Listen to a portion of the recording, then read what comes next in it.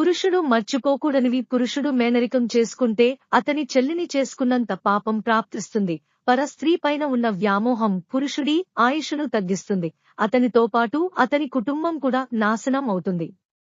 కొంతమంది పురుషులు శృంగారం తర్వాత స్త్రీలో ఉండే కామం తగ్గుతుంది అని అనుకుంటారు. కానీ స్త్రీలో ఉండే కామం తగ్గదు. పురుషుడి బలహీనత కారణంగా చెల్లితోగాని, వదినతోగాని ఒంటరిగా ఉండకూడదు. పరాయి స్త్రీలను పురుషుడు ఎప్పుడు కామ దిష్టితో చూడకూడదు. వారిని సోదరితో సమానంగా భావించాలి.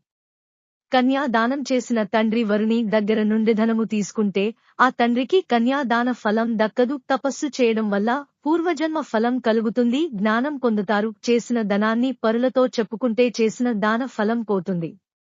కాబట్టి చేసిన దానాన్ని ఇతరులతో ఎప్పుడూ చెప్పకూడదు. Please subscribe to my channel. Share life command.